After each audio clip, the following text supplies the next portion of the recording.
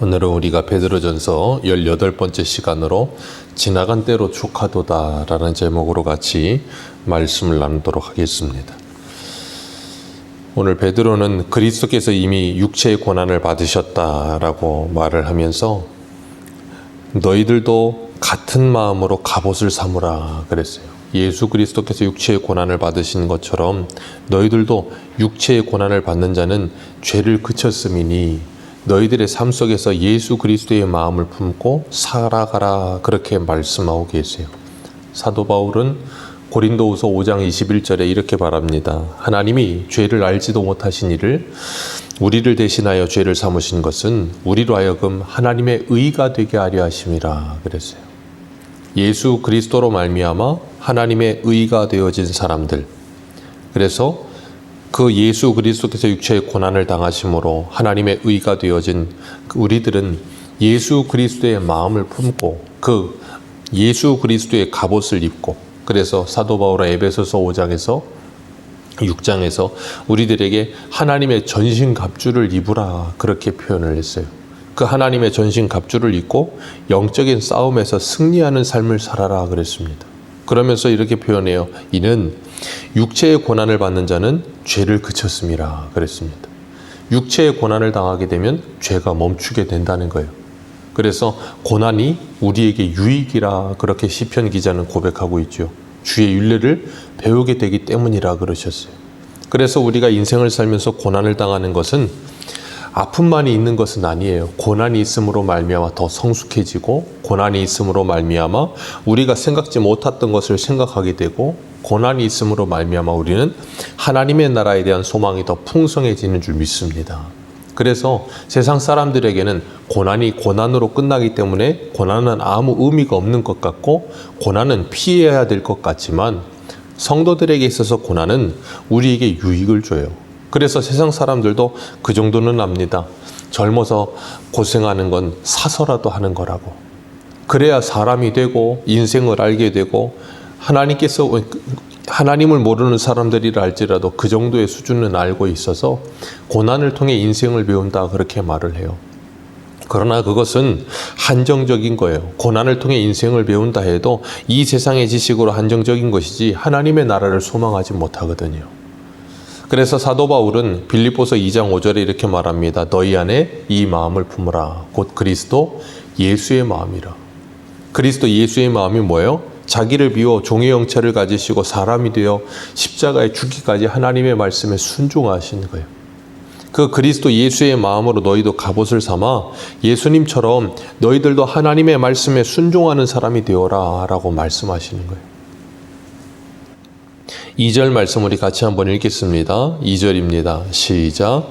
그 후로 다시 사람의 정욕을 따르지 않고 하나님의 뜻을 따라 육체의 남은 때를 살게 하려 하심이라. 아멘. 그 후로는, 구원을 받은 후로는, 예수 믿고 난 후로는 사람의 정욕을 따르지 않고 하나님의 뜻을 따라 살게 하려 함이라. 그것을 위해 예수 그리스도께서 육체의 고난을 당하셨다. 그리고 그리스도께서 맏아들이 되셔서 우리들에게 그 맏아들의 형상을 본받는 자 되게 하셨다. 그렇게 로마서 8장 29절은 말하고 있습니다. 그래서 우리가 이 땅을 살아가면서 해야 될 일은 뭐냐면 그 믿음의 주에 온전하게 하시는 예수를 날마다 바라보는 거예요. 우리는 이 땅을 살아가면서 예수 그리스도를 본받는 삶을 살아가야 될 줄로 믿습니다. 예수님이 걸어가신 길은 예수님이니까 가셨지 우리는 하지 못하는 일이야 라고 덮어둘 일이 아니에요. 예수님은 이 땅에 오셔서 사람의 모습으로 우리와 똑같은 모습으로 그 모든 일을 하셨어요. 그리고 우리에게 주님께서는 나를 따라오라 그렇게 말씀하셨어요. 그리고 예수 그리스도를 따라간 사도 바울은 나를 본받으라 그렇게 말하고 있어요. 그렇기 때문에 우리는 그 예수 그리스도의 발자취를 따라가면서 그 믿음의 길을 걸어가면서 날마다 주님께서 우리에게 주시는 그 놀라운 하나님의 은혜를 경험해야 되는 거예요. 육체의 정욕을 따르지 않고 하나님의 뜻을 따라. 이 육체의 정욕이라는 표현이 밑에 가면 이방인의 뜻을 따라 살지 아니하고 라고 3절에 이야기하고 있어요. 육체의 정욕대로 살지 않는 것. 우리 한국 내용 봅니다. 에베소서 2장 1절입니다. 에베소서 2장 1절부터 한번 읽어봅니다.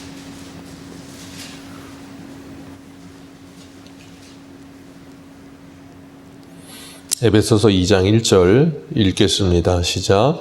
그는 허물과 죄로 죽었던 너희를 살리셨도다. 그때의 너희는 그 가운데 행하여 이 세상의 풍조를 따르고 공중의 권세 잡은 자를 따랐으니 곧 불순종의 아들들 가운데서 역사하는 영이라. 전에는 우리도 다 그 가운데서 우리의 지내며 육체와 마음이 원하는 것을 하여 다른 이들과 같이 본질상 진노의 자녀였으니 긍휼이 풍성하신 하나님이 우리를 사랑하신 그 큰 사랑을 인하여 허물로 죽은 우리를 그리스도와 함께 살리셨고 너희는 은혜로 구원을 받은 것이라. 아멘. 여기 분명히 이야기하고 있어요. 여기 보면 이 세상의 풍조를 따르고 불순종의 아들들 가운데 역사하는 영이 있다는 거예요. 그 불순종의 아들들 가운데 역사하는 영이 누구예요? 공중 권세 잡은 사단이에요. 그 사단이 하는 일이 뭐라 그랬어요? 어저께도 우리가 예레미야를 통해서 보았던 것처럼 온갖 거짓과 속임수가 난무하는 세상. 이게 바로 이 공중 권세 잡은 자인 그들이 역사하는 그 사단의 영이 역사하는 삶을 살기 때문에 그렇게 사는 거예요. 그렇기 때문에 그런 사람의 정욕을 따르는 삶을 이제는 더 이상 살지 말라는 거예요. 하나님의 구원을 받은 예수 그리스도 안에 의로움을 받은 하나님의 사람들은 그런 삶 사는 거 아니라는 거예요. 그리고 하나님의 뜻을 따라 육체의 남은 때를 살아가라. 하나님의 뜻이 뭐예요? 우리의 거룩이라고 말씀하셨습니다. 거룩한 하나님의 사람답게 살아가라는 거예요. 다시 바꿔 말하면 그런 삶과는 구별된 삶을 살아라. 다른 삶을 살아라. 그래서 바울은 로마서 12장 2절에 말하죠. 이 세대를 본받지 말아라. 우리들에게 분명하게 이야기하고 있어요. 이 세대를 본받지 말아라. 예수 그리스도를 믿고 난 후에 육체의 남은 때, 주님이 다시 오시는 그날까지의 그 남은 때는 이 세상을 본받는 삶을 살지 말아라. 그래서 우리 한 군데 한번 봅니다. 예수 그리스도를 믿고 구원받은 우리들에게는 이런 상황에 놓여지게 돼요. 로마서 7장 21절입니다. 로마서 7장 21절.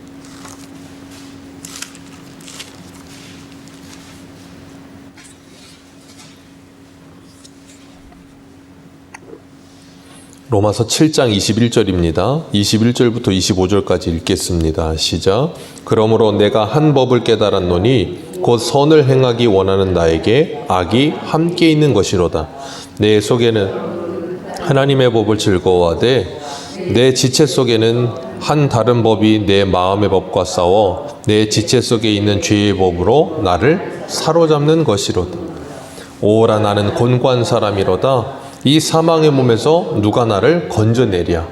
우리 주 예수 그리스도로 말미암아 하나님께 감사하리로다. 그런즉 내 자신이 마음으로는 하나님의 법을 섬기노라. 아멘. 예수 그리스도를 믿기 전에 사람들에게는 이런 모습이 없어요. 예수 그리스도를 믿기 전에 사람들에게는 오늘 본문 2절에 말하는 것처럼 사람의 정욕대로, 그리고 3절에 말하는 것처럼 이방인의 뜻대로, 우리의 마음대로, 상실한 마음대로 하나님이 내어버려 두셔서 그냥 살고 싶은 대로 살면 됐어요. 근데 예수 그리스도를 믿고 구원받고 난 후에는 하나님께서 우리의 법적 책임자가 되셨어요. 마치 육적인 부모가 자녀들을 법적인 책임자가 되어서 보호하듯이 하나님께서 우리를 보호하시는 거예요. 아버지가 없을 때에는 우리의 마음대로 살아도 누구도 잔소리하지 않았고 누구도 우리를 붙들지 않았고 누구도 우리를 제지하지 않았기 때문에 편안했어요. 근데 예수 그리스도를 믿고 구원받고 난 후에는 하나님께서 우리의 삶 속에 들어오셔서 간섭하기 시작하시는 거예요. 자꾸 간섭하기 시작하는 거예요. 그러면서 어떤 일이 일어나요? 내 겉으로는 사람의 법을, 속사람으로는 하나님의 법을 즐거워해요. 그래서 24절의 상태가 돼요. 오라 나는 곤고한 자로자. 이 사망의 몸에서 누가 나를 건져내랴. 이 곤고하다라는 표현이 이 빨래를 양손으로 붙들고 서로 비틀어 놓는 상태예요. 그래서 물을 짜내듯이 그런 곤고함과 괴로움 속에 갇힌다는 거예요. 하나님의 말씀을 들었어요. 말씀을 배웠습니다. 그래서 그대로 살아야 된다는 것도 알겠고 거룩하게 살아야 된다는 것도 알겠어요. 그런데 내 육체는 여전히 이 육체는 오늘 본문에 우리가 읽은 것처럼 이 사람의 법을 따라가기를 좋아하는 본성이 여전히 남아있어요. 그렇기 때문에 아는 것과 믿는 것이 하나 되어야 하는데 그것이 잘 되지 않을 때가 많아요. 그래서 괴로운 가운데 씨름하며 힘들어합니다. 기억하십시오. 그런 상태에 놓여 있다는 것이 곧 뭘 의미하는가 하면 하나님의 택함을 받았다는 의미예요. 그런 마음이 없는 상태, 그냥 곤고한 마음 없이 인간의 마음대로, 욕심대로, 정욕대로, 마음대로 사는 것, 그게 뭐예요? 하나님이 내어버려 두심이에요. 내 안에 이런 괴로움이 있기 때문에 우리는 뭐 할 수밖에 없어요? 하나님께 기도할 수밖에 없어요. 그러니까 그리스도인이 예수 믿고 나면 새로운 피조물이 되었다고 해서 이전의 삶이 하나도 없고 그냥 깨끗한 마음으로 하나님만을 섬기며 살 수 있으면 가장 베스트고 가장 좋겠는데 그렇지 않단 말이에요. 하나님이 우리 옛사람의 모습 그대로를 남겨두시고 우리를 구원하셨어요. 그리고 우리를 의롭다고 칭해 주셨어요. 그러니까 우리가 더 괴로운 거예요. 그러니까 우리가 더 힘든 거예요. 그래서 우리는 뭐예요? 예수 그리스도가 더 간절히 필요하다는 걸 체휼하게 되는 거예요. 그래서 우리 스스로가 주님 앞에 엎드려서 하나님의 은혜를 더 사모하며 구할 수밖에 없게 되었어요. 그러지 않고서는 내가 눈을 뜨지 않았다면 내 안에 더러움이 있다는 걸 깨닫지도 못했을 것이고, 그랬다면 마음 편히 살았을 텐데 이걸 깨닫게 됐어요. 그러니까 이걸 어떻게든 해결하고 싶은 마음에 어떻게 해요? 무슨 방법이라도 사용하고 싶은 거예요. 근데 어떤 걸 사용해도 되질 않는 거예요. 그렇기 때문에 우리는 누가 필요해요? 예수만이 필요하다는 걸 절절히 느끼면서 주님을 찾을 수밖에 없어요. 그래서 하나님의 은혜만을 간절히 사모하는 삶을 살게 되는 거예요. 그게 하나님의 간섭하심이에요. 그래서 하나님이 징계도 하시고 사람 막대기 인생 채찍으로 우리를 때리시기도 하시고 말씀을 통해 우리의 선한 양심이 찔림을 받기도 하시고 여러 가지 방법으로 하나님께서 우리들을 뭐 하세요? 하나님의 말씀 안으로 계속해서 끌고 들어가시는 거예요. 그게 하나님의 복입니다. 그게 하나님의 은혜예요.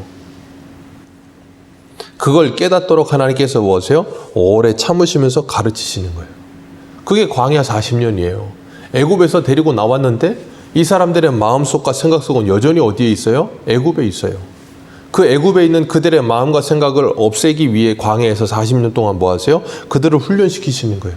그래서 하나님께서는 오늘 본문 1절에서 육체의 고난을 받은 자는 죄를 그쳤음이라 그러면서 지나간 때로 족하니 하나님의 뜻을 따라 살게 하려 하심이라 그러면서 그들을 훈련시켰다는 거예요. 3절 같이 한번 봅니다. 3절이 오늘 본문 3절입니다. 시작. 너희가 음란과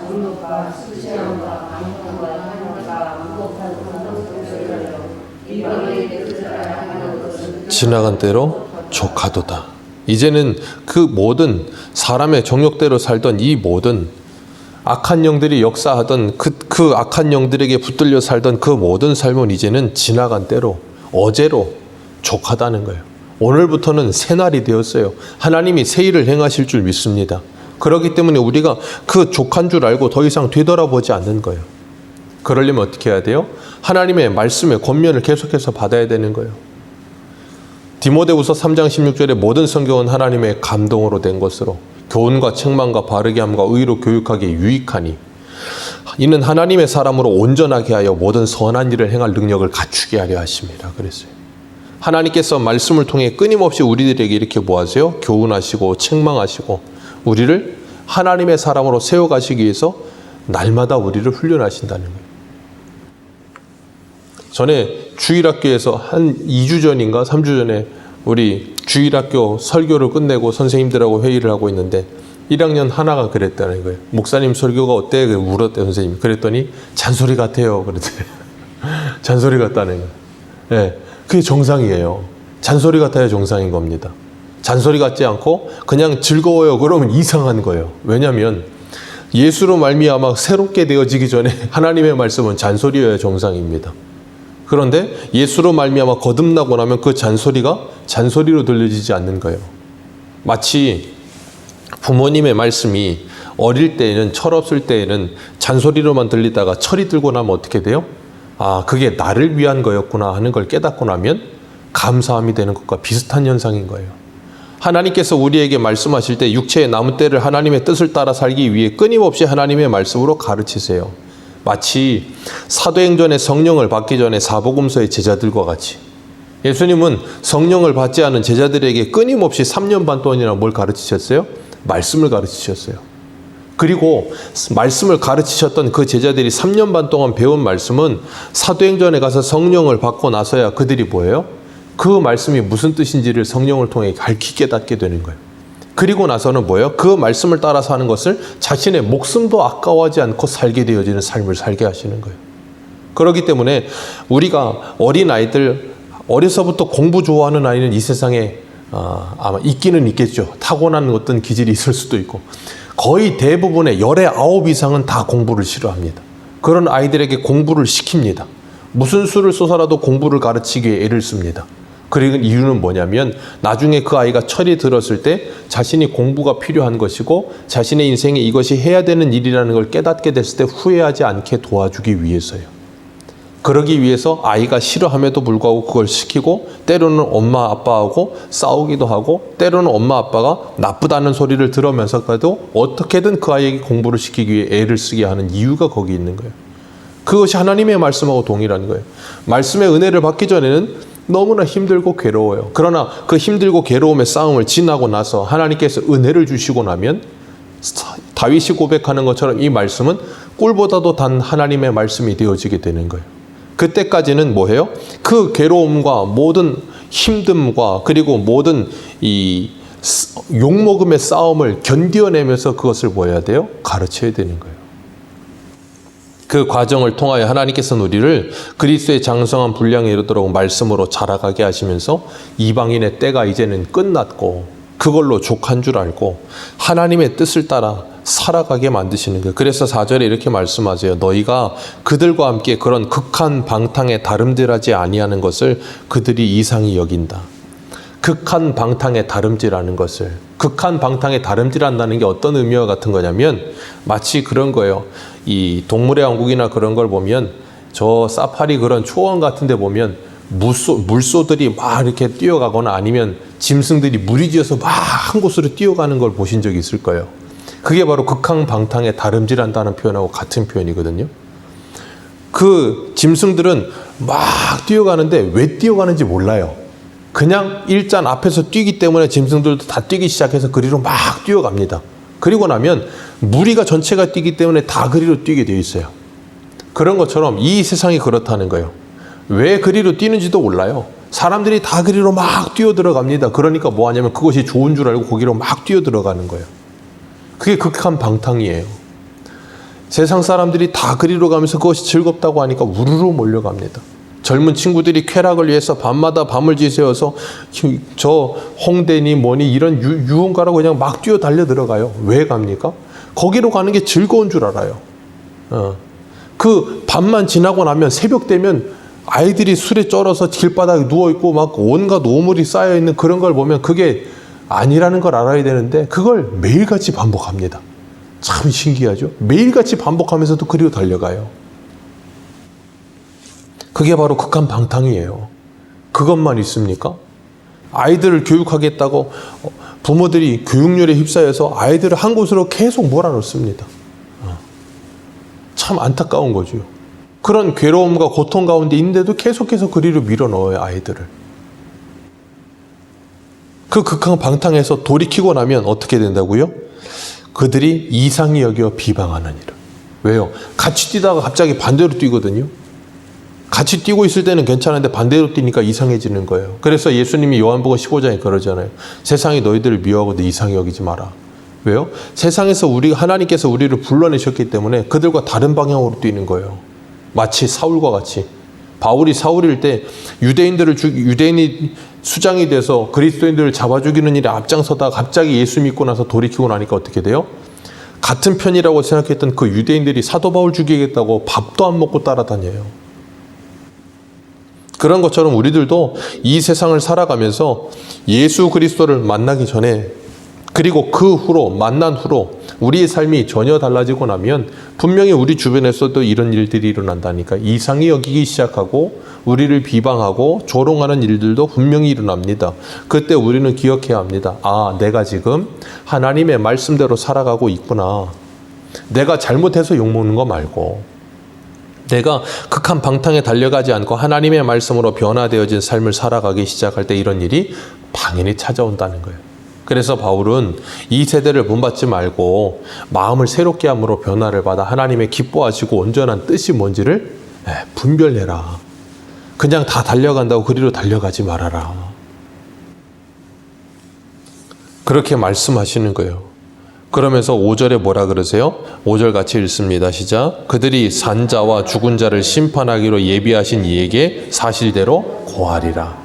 모두가 다 주님의 심판대 앞에 가서 뭐 한다고요? 자기들의 인생을 다 고할 날이 올 거라는 거예요. 그렇기 때문에 이런 지혜를 가진 하나님의 사람들은 어떻게 해요?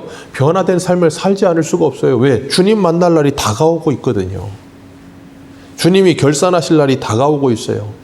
그러면서 6절에 이렇게 말합니다. 이를 위하여 죽은 자들에게도 복음이 전파되었으니 이는 육체로는 사람으로 심판을 받으나 영으로는 하나님을 따라 살게 하려 함이라 그랬어요. 육체로는 심판을 받는다. 육체로는 심판을 받는다는 게 뭐냐면 사람은 죄로 말미암아 한 번 죽는 것은 사람에게 정하신 뜻이라 그랬어요. 그 한 번은 죽을 수밖에 없습니다. 그러나 그 후로는 우리는 뭐예요? 영으로는 하나님을 따라 살게 되어지는 거예요. 영원한 삶을 살게 되어짐을 말씀하시는 거예요. 그렇기 때문에 이 땅을 살아가면서 하나님의 말씀을, 그래서 사도 바울이 말하는 것처럼 이 복음을 전하는 이유는 6절에 말하고 있잖아요. 죽은 자들에게도 이 복음을 전파되었으니, 그 말은 뭐예요? 이미 우리가 3장에서도 봤잖아요. 노아 시대에도 이 복음이 전파되어졌다고요. 모든 세대에 이 복음이 전파되어졌어요. 그런데 그 복음을 받아들이게 되어지는 사람들은 어떻게 돼요? 그 복음으로 말미암아 구원받는 거예요. 그 영이 구원을 받아요. 그래서 베드로는 베드로전서 1장에 9절 말씀에 이렇게 말해요. 믿음의 결국 곧 영혼의 구원을 받음이라. 그 영혼의 구원을 받게 하기 위하여 뭐 한다고요? 이 복음이 전해지는 거예요. 그래서 이 땅에서는 극한 방탕에 바름질하다가 돌이키게 되어졌고, 그 돌이키게 되어진 사람들은 육체로는 사람의 심판을 받으나, 육체로는 사람의 심판을 받는다는 게 히브리서 9장에 말하는 한 번 죽는 것은 사람에게 정하신 뜻이다, 그 말이에요. 그러나 그걸 피할 수는 없으나 우리는 분명히 하나님과 함께 영원히 살게 되어질 것이다, 그걸 말하고 있는 거예요. 그렇기 때문에 우리가 그 날을 바라보면서 더 좋은 본향을 바라보면서 이 땅을 살아가는 사람들은 이제는 이방인의 뜻은 지나간 대로 족하고 하나님의 뜻을 따라 사는 것이 영광스럽고 감사한 일인 줄 알고 그 길로 걸어가게 된다는 거예요. 오늘도 우리가 주님께서 우리 아버지 되시고 우리 법적 책임자 되셔서 우리를 찾아오시고 우리를 간섭하시고 말씀으로 우리를 붙들어 주시고 주님의 길로 걸어가도록 인도하실 때 그 하나님의 간섭과 그 하나님의 말씀에 감사함을 느끼며 주님께 영광 올려드리며 주님과 동행하는 저와 여러분들의 삶 되시기를 주님의 이름으로 축복합니다. 기도하겠습니다.